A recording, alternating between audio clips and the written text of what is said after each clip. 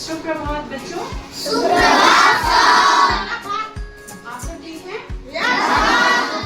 तो आज हम लोग शब्द पढ़ेंगे। ये क्या लिखा हुआ है?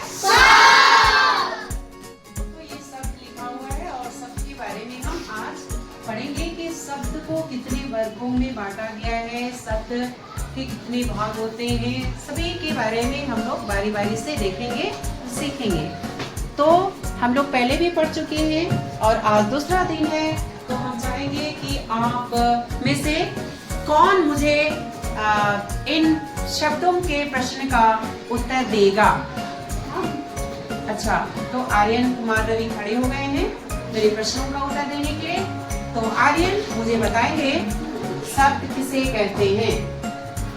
दो या दो से अधिक वर्णों के सार्थक में दो शब्द।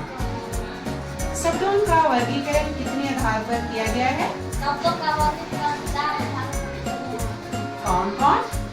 अर्थ के आधार पर, उत्पत्ति के आधार पर, रचना के आधार पर, प्रयोग के आधार पर। अर्थ के आधार पर शब्द कितने प्रकार के होते हैं? अर्थ के आधार पर शब्द 2 प्रकार के होते हैं। कौन कौन?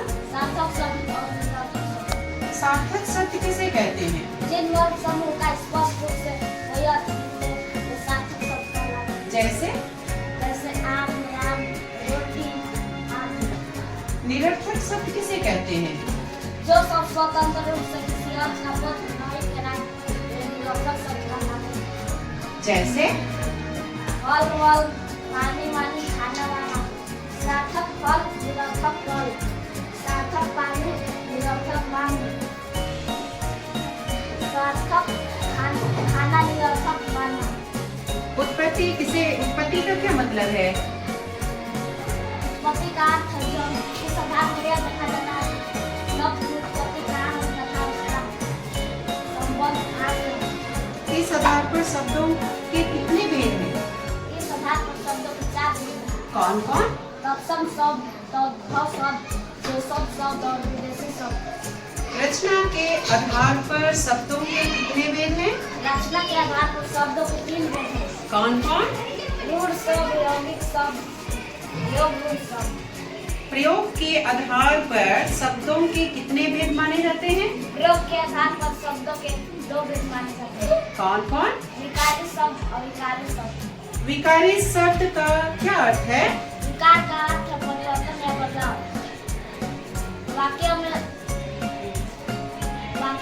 प्रयोग करने पर जिन शब्द का रूप, लिंग, वचन और कालक के अनुसार बदल जाता है, वे विकारी शब्द कहलाते हैं। विकारी शब्द के कितने प्रकार होते हैं? विकारी शब्द 4 प्रकार के। कौन कौन?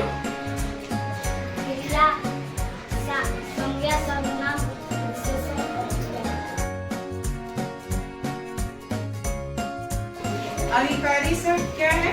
वाक्य में प्रयोग करते समय जिन शब्दों में विकार या परिवर्तन नहीं होता, वे अविकारी शब्द कहलाते हैं। ये संख्या में कितने हैं? ये संख्या में 4 हैं। कौन कौन? क्रिया, विशेषण, संबंध बोधक, समुच्चय बोधक, उपमा बोधक। तो देखिए आर्यन ने बहुत अच्छा जवाब दिया है।